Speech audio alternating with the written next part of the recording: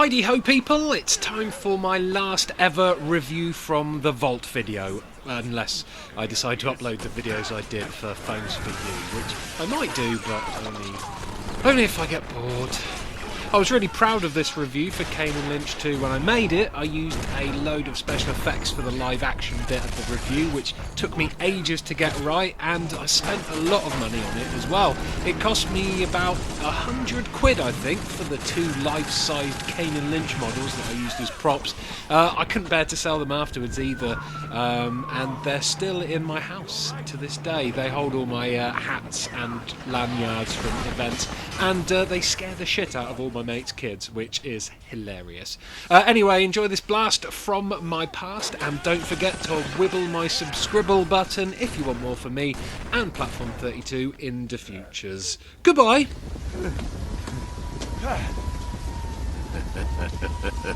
I've had enough of your stupid ideas, Lynch, you sick fuck. First you nearly get me and my daughter killed, and then you decided it'd be a good idea to get a game made about it, which the gaming community thought was shit. It made us look like a laughingstock. We got some good reviews, though. Only because you were paying them. Hey, that's an unfounded allegation that was strongly denied by all parties involved, and it's obviously just your opinion, and not the opinion of me or the people that make this program. What fucking program? What people? Alright, chill out. Say last game was a bit of a stinker with dodgy controls and lousy graphics and bugs galore, but you've got a new game out now, so why don't you put dead men behind you and we can all just get along, hey? Hey? Hey? Fuck off, man.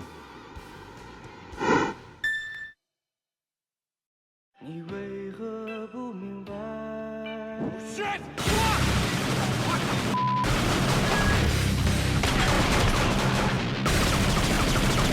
Grab a gas canister! Ready? Shoot it! Hi folks, Ian here. For those of you not familiar with the characters of Kane and Lynch, the vicious, venomous scream from ex-mercenary Kane at the very start of the game gives a good impression of how evil and twisted and full of anger these characters are. Kill you! Welcome to Shanghai. Veterans of the first game will know that Kane and his psychotic cohort Lynch are despicable characters, evil and stupid. These guys are nothing like the misunderstood killers with morals you see in the likes of the GTA games. In Kane and Lynch's world, morals just do not exist. Where is she? Help me! Sue! God damn it! Playing as the lowest of the low really does have a sick kind of appeal to it, and being in control of these heavily flawed individuals is one of the main selling points of Kane and Lynch 2 Dog Days.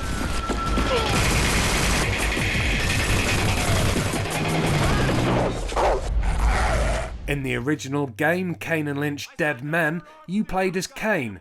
This time you take control of Lynch, who, after being a medicated madman wobbling between hallucinations and blazing fury in the first game, has now settled down in Shanghai and got himself a woman.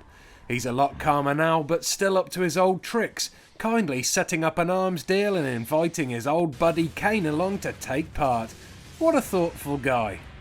Anyway, as this is an action game, things obviously don't go to plan, and after accidentally shooting the wrong person, the terrible twosome become the most wanted criminals in the whole city.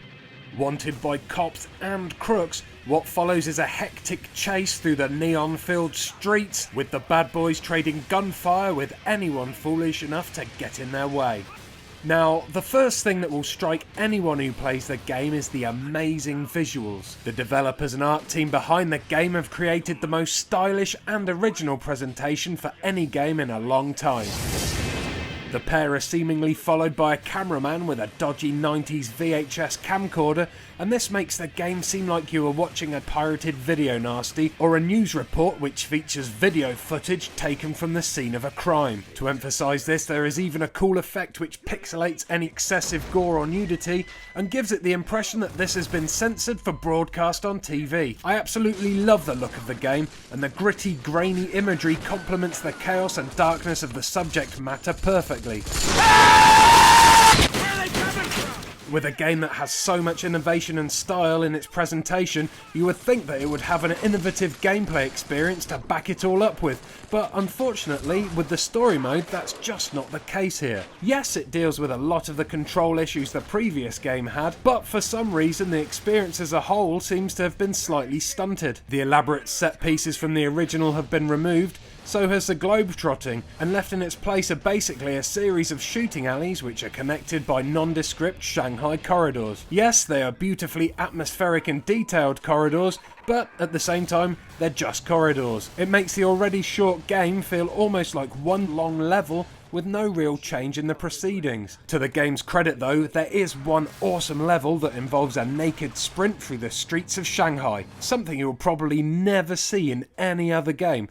But other than that, the action is decidedly by the numbers and uninspiring. Although the gunfights do lack originality, they are fun and solid, and the way the guns are not pinpoint accurate, like in the Call of Duty games, gives weight to the chaotic, scary and violent gang warfare Kane and Lynch are thrown into. It adds to the atmosphere and makes the street battles feel much more realistic, like you really are controlling unhinged people fighting desperately for their lives, rather than the cold, unfeeling soldiers you play as in most action shooters. Other niggles with the game include regular glitches. Also, the AI is prone to immense stupidity, and it's at its worst with Kane when you are playing the solo campaign. Even the cover system seems slightly off. It works well and you snap to the cover smoothly, but the angles always seem a bit weird, and you can hit an enemy with your shots even if visually your gun is pointed directly into a wall. That's just not possible in real life. Careful!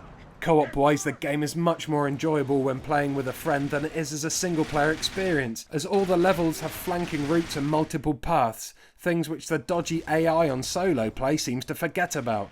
However, as I mentioned before, the game is very short, and I cruised through the campaign on medium difficulty in just under 4 hours, so it's lucky that there is a large and impressive multiplayer portion of the game available.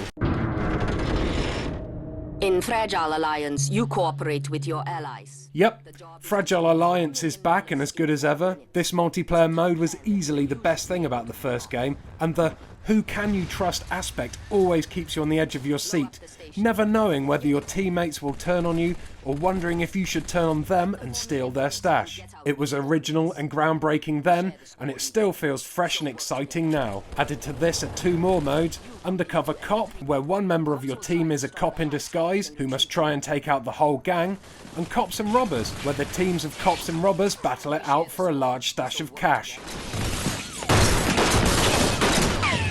I don't care if you've never done this before. Just bring me the money. With these modes you get a great selection of original and fun multiplayer action, and let's face it, originality in multiplayer is hard to find these days. I hope you get the fucking picture. Hate multiplayer or just not online? Well, there is also an arcade mode which is based on the Fragile Alliance game mechanic, and this has been moulded into a horde-style score attack mode, which proves to be very addictive as you battle to advance to the next round and grab as much cash as you can and escape before the time runs out, or you get betrayed by a member of your team. It adds a bit of extra longevity to the proceedings, and that is more than welcome, especially when it's as fun and well done as this. So work together. I really wanted to love this game, and for the most part it is a good solid game and a massive improvement on the first. The thing that most disappointed me though was the fact that it never got as dark and evil as it could have. I was genuinely excited to be put in control of Lynch, the guy who in the first game mercilessly killed innocent hostages after hallucinating that they were cops, but at no point in the game did Lynch ever really lose it. No hallucinations, no voices in his head, no unpredictable rage. Even when I was sure he was about to snap, nothing came from it, and I really believe that this was a wasted opportunity to explore a truly fascinating character.